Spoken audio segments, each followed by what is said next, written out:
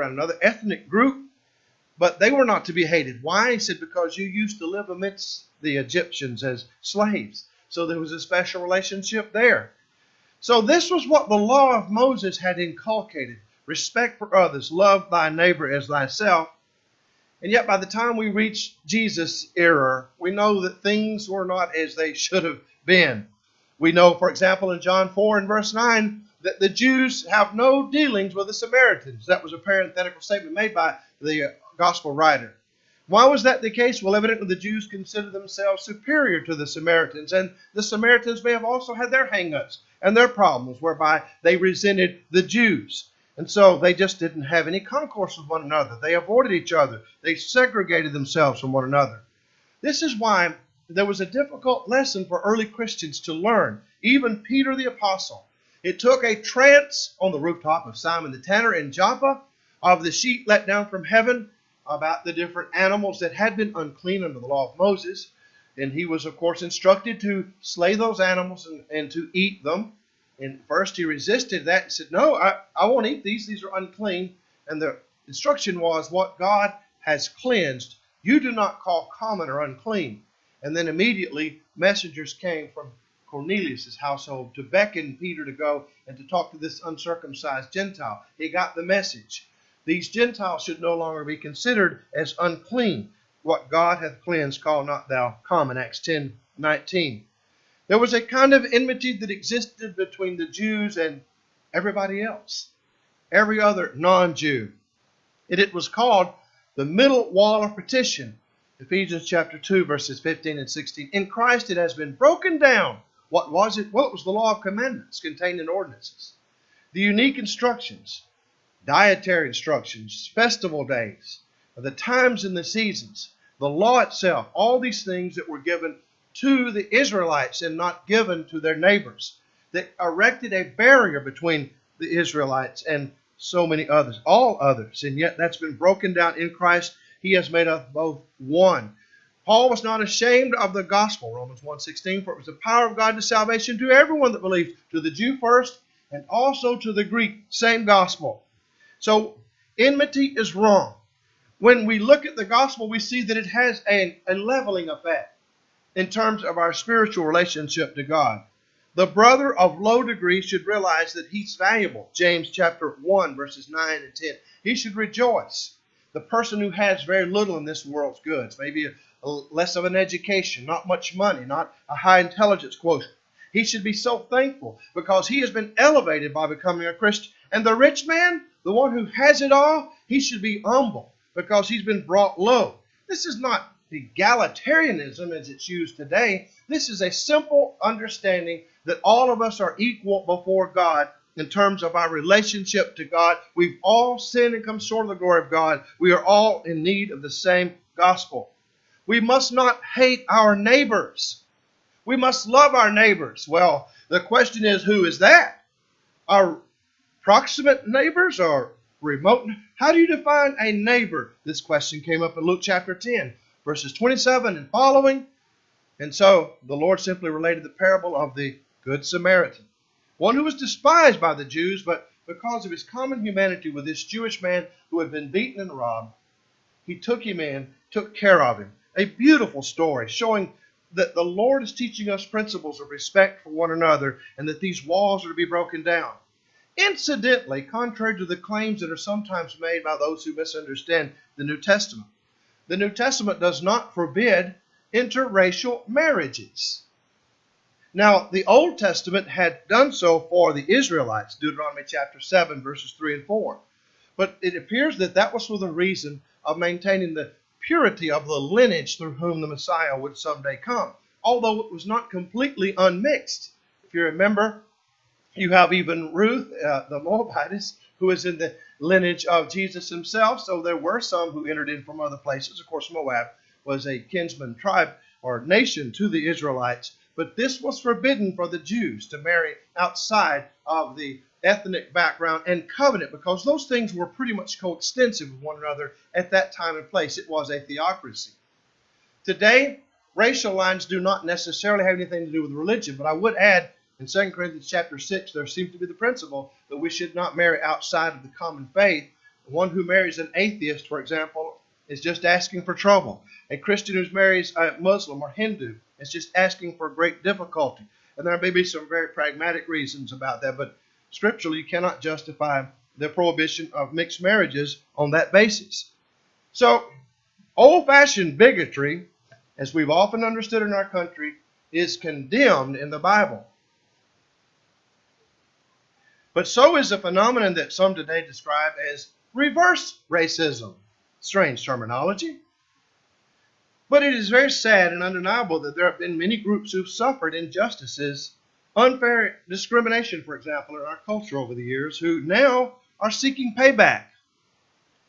They're looking for reparations, and they don't mind quotas that will help benefit their minority group and hurt other groups from the majority groups. They're looking for pure vengeance, the way they perceive injustices, or I should say injustices. And because justice has become a buzzword that doesn't mean justice anymore, it has to do with a certain type of political framework or philosophy that's Marxian-informed philosophy. The idea of equitable distribution of goods, or in other words, high taxation and penalizing the rich and giving to those who may not have the incentive to work as hard. That's what justice usually means. The Bible does speak of justice. It does speak of fairness. Vengeance belongeth unto me. Romans 12, 17 and 19. I will repay, saith the Lord. This is a quote from the Old Testament. Beloved, avenge not yourselves. Recompense to no man evil for evil, but try to live peaceably with all men. This is what Christianity teaches. If there is to be payback for injustices of the past, that's God's business.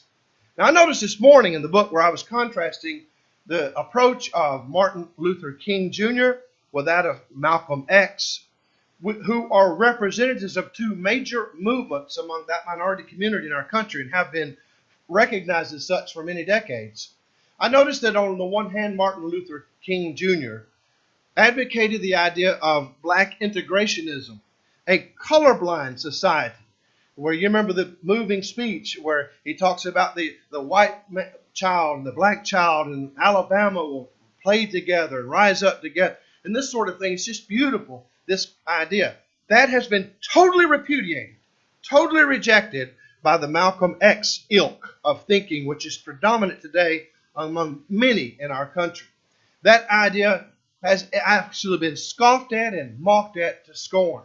And it was thought that King was a compromiser because he was willing to learn to get along in what they call white culture. The resentment, the anger is so deep-seated, it's an actual incalcitrance that just is hard for us to understand. Malcolm X wanted to kill all white people, destroy white people to the extent that he could. He wanted to have separate states for black people alone where white people were not allowed to travel. Well, he horrified many fellow black ministers and others who stayed away from him. He was a pariah, and rightly so, because of his radical views. The sad thing is, this view known as black nationalism, which has morphed into what is called now black liberation theology, is the prevailing viewpoint. And it says it's time to get even. He wanted vengeance. He didn't like Martin Luther King, who constantly said, let's learn loving forgiveness. He disdained the idea of loving forgiveness. Brothers and sisters, consider in the history of mankind, if all groups who have ever felt any offense or any slight committed against them by other groups throughout history are seeking payback in some way and to exact revenge for all those wrongs, the world would be plunged into absolute chaos because they are endless. Our beasts with one another just are almost infinite. I think the words of one former federal judge are apt to the point when he said in this context, we have to finally take history to be history. It's gone. It's in the past. That's history. And so today, those who would stir up the fires of resentment and anger based on past grievances are simply exploiting a situation, taking advantage of it for nefarious purposes that really have little to do with justice or justice. It has to do more with vengeance and leverage. socio-political leverage. It's our turn to be the oppressor since we were the oppressed. Somebody says that has a flavor to it that I recognize. Well, yes, if you've read Karl Marx. And this is the issue that we face in our time, where Marxism has become rife in almost all of our universities, institutions of higher learning. And it's influencing everything. It's funny that the Marxists themselves are setting their buildings on fire and are being burned up in the conflagration at Mizzou. The president's out. Liberal. Flaming liberal, if you pardon the pun. The chancellor is out. And why? Because the liberals don't go far enough, and because they're probably of the wrong ethnic group. It's time for us finally to look at ourselves as human beings made in the image of God and ask, are we going to continue along this path, or are we going to learn to love one another and to forgive one another? Well, we talked about reverse racism. The new Black Panther Party, I think begun in Dallas. It's not the Black Panther Party. The new Black Panther Party is repudiated by the Black Panthers. They want nothing to do with it. It's one of these anarchist parties that want payback, reparations, destruction, turnabout as fair play, putting the boot on the neck of others that they perceive to have committed injustices against their people in the past, often long before they were born. The Nation of Islam, Farrakhan and others like that. Malcolm X and those who followed him. They're just as guilty as skinheads or neo-Nazis or the KKK. Just as guilty of strife on that side as on this side. And yet, and as I warned this morning, it's nearly impossible for anyone to discuss these issues reasonably and objectively today in the environment in which we live, because it's so politically charged, that even fairly to try to come to grips with the issues opens one up to the charge of being a racist, because as we said, it means everything. It means anything. Therefore, it really means nothing. But no doubt those who hear this presentation will easily charge your speaker with being a racist. If I were a person of color, even, say a Dinesh D'Souza, I would be a racist for speaking about issues that are in support of traditional views, Christianity. Because what we've come to in this country is using the word racism to refer to something that has nothing to do with race, but has to do with politics. So racism today is just a code word for those who are Marxists, and they want to destroy the capitalist free market economy of the United States and the freedoms we enjoy under God that have been granted by God. So obviously, anything we say, no matter what we say, is going to be misconstrued. If I were to come up here with an apology for, an apology in the sense of asking forgiveness for all the past wrongs that white people have done against black people, it'd be misconstrued. I'd be labeled a racist and run out on the rail in many places. Oh, but I'm open-minded. I want to show how. Think Mizzou. Think the liberals who set the buildings on fire and burned up in the that figuratively, of course. If I come in and I say other things and I try to say we need to talk about these issues carefully, same thing. No matter what I say, because I am an evangelical conservative, by definition, I will be labeled racist. So will you. When it's that unavoidable, that pervasive, after a while, it's just like, okay, well, the wind will blow and the wind will blow. And it gets to the point where it no longer matters anymore. I know in my heart I don't hate anybody based on ethnicity. The Bible doesn't talk about racism, as we saw this morning. It talks about love. It talks about hatred, and it condemns hatred. These are our issues. These are the biblical issues, and upon these we will take our stand. But to define justice and racism in peculiar ways that only are in favor of the liberal ruling class of our time today, well, I understand what they're doing, and we should be wise enough to know what they're doing.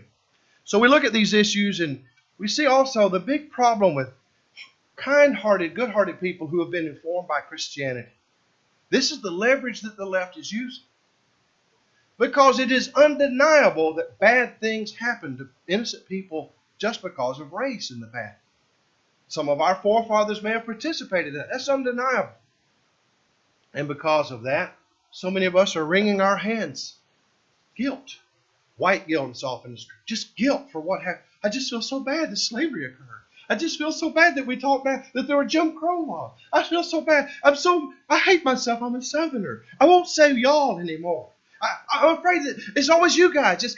I've got to say anything to show that I'm not a part of that. And eventually it just gets to be the point where it's impossible to do this. It's silly.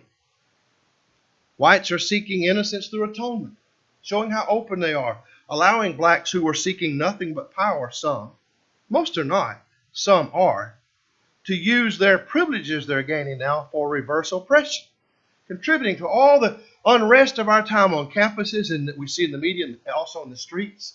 Some are seeking political power, using the leverage of white guilt.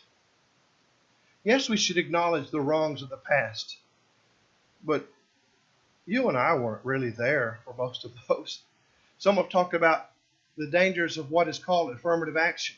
Imagine a fairly well-educated Asian student applying to get into a prestigious university, has very high scores, SAT scores that are just through the roof. But because of the quotas, loses out to a person of color. It's not allowed to get in.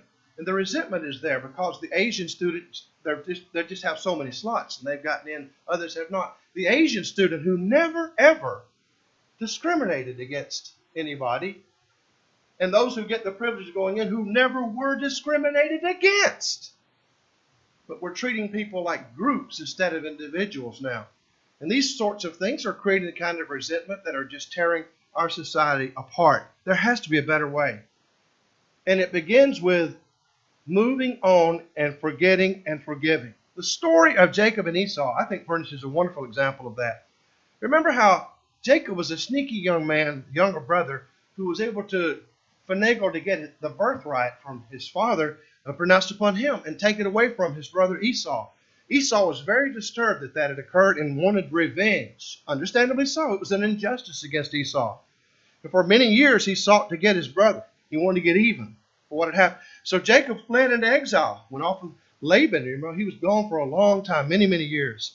And during that period of time, Esau's heart was softened, and Jacob didn't know how to be treated. He eventually came back a very wealthy man to grovel before his brother Esau. And Esau said, I'm not going to get revengeance on you. You're my brother. And he loved him and he cared for him. In Genesis chapters 32 to 33. What a wonderful story. Though he had every reason to have a beef against Jacob, he didn't exercise that vengeance. The story of Joseph is similar.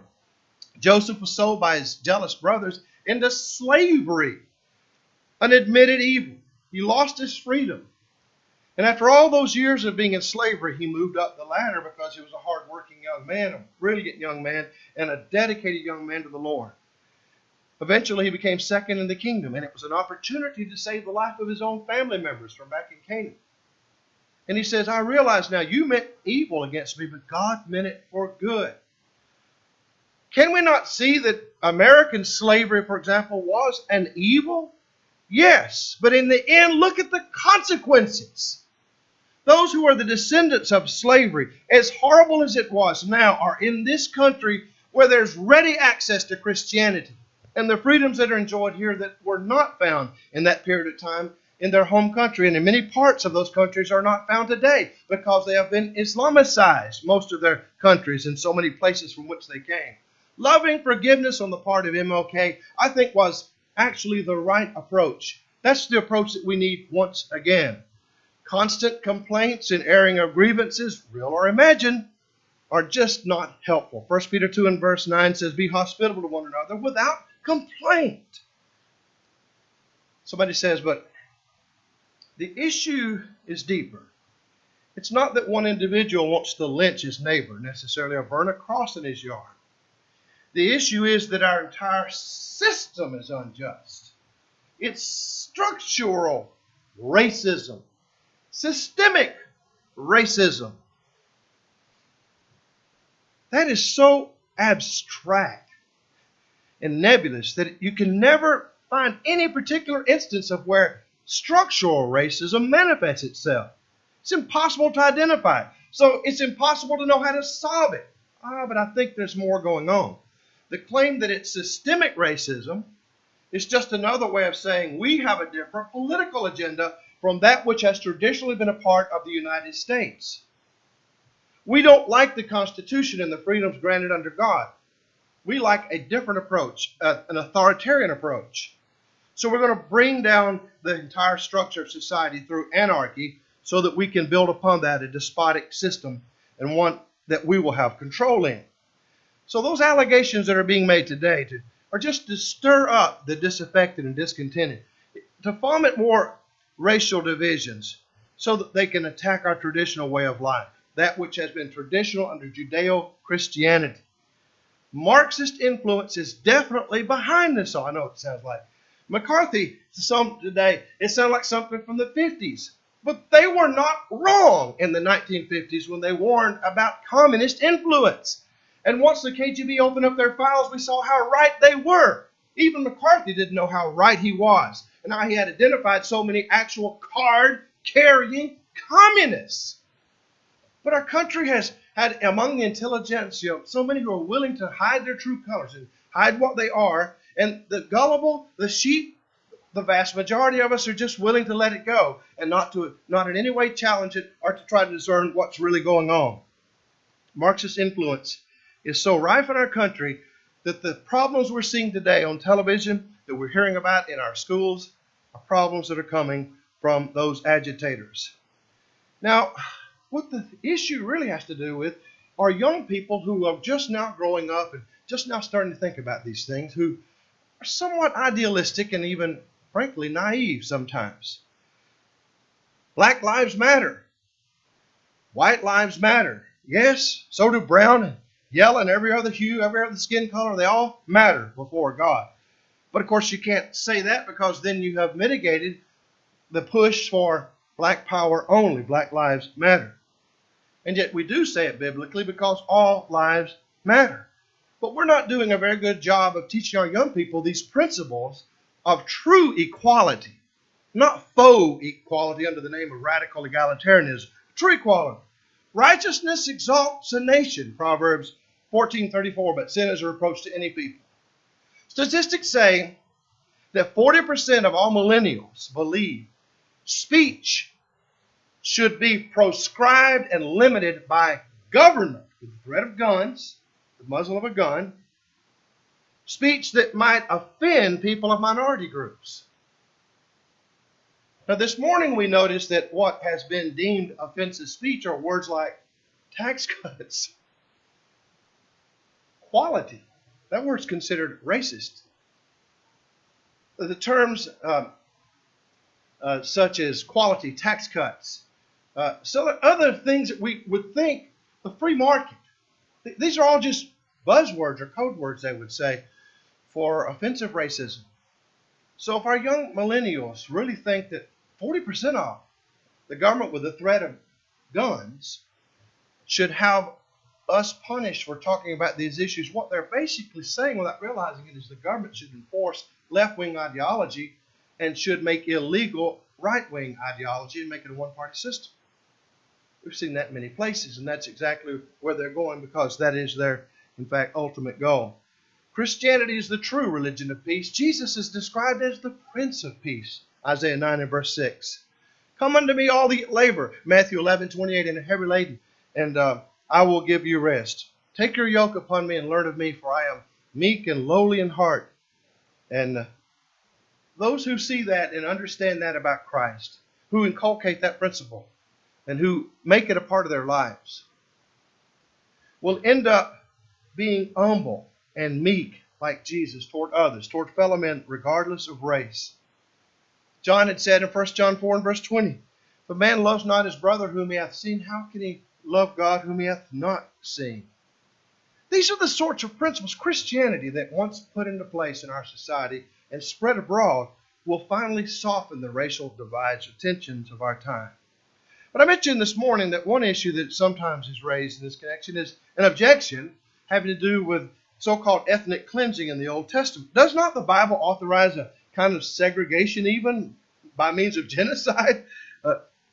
There were some rare circumstances, as in the conquest of Canaan, where God had commanded the eradication of entire peoples. Deuteronomy 20 verses 16 to 18 and Deuteronomy chapter 9 and verse 5, where these were considered acts of judgments against the wicked Canaanites. And as I stressed this morning, you can't speak of the innocence of the Canaanites. As a culture, they were as decadent as possible. I mean, just think about it. They extolled the destruction of children, worshiping Moloch, for example. They were idolaters, put things before God. They were sexual perverts, incest and adultery and homosexuality. Well, come to think of it, we're in a very precarious position in our own country right now because the wrath of the Ammonites, the iniquity of the Ammonites was not yet full in the days of Abraham 400 years earlier. But by the time Israel goes marching, it's full, and God's ready to wreak vengeance. It's an act of judgment by God using the armies of Israel. But how did they know they were to do it? Because by the prophetic gifts given to Moses and Joshua, God directly told them by special revelations they were to do it for those people in those cases, with the exception of good people in those countries could be spared, like Rahab the harlot. Christianity does not have any such command. You may hear some Muslim apologist on television charge that the Christian Bible commands carnal warfare, just as the Quran does, but he's either ignorant or he's lying, because it does not. The Christian Bible does not teach such a thing. It's a total mischaracterization of Christianity to paint it with that wide brush from the Old Testament, from those unique circumstances. God's plan for Christianity is to spread by the power of the moral, sweet, persuasive gospel. Romans 1:16, the gospel is the power of God to change lives. What we walk in the flesh, 2 Corinthians 10:3-5, but we do not war after the flesh. That is, as Christians. As Americans, self-defense is another issue. But as Christians, we do not fight with the sword. For the weapons of our warfare are not carnal, but mighty through God to the pulling down of strongholds. Ephesians 6:10-12 says, we wrestle not against flesh and blood, but against principalities, against powers, against the rulers of the darkness of this world, against spiritual wickedness in high places. So it is simply false to charge Christianity with endorsing that kind of literal militaristic view of things as is practiced by Islamicists of our time, which is taught in their traditions as well as their sacred book. As we conclude, we notice an obvious fact, as we've often deplored the strict teaching of evolution, the exclusive teaching of evolution in our public school system. To the extent it's taught, and young people are brought up thinking they're nothing but graduate animals who do not answer to a higher power other than the state. To that extent, we will have these kinds of conflicts among us, as in kind of a law of the jungle will begin to prevail.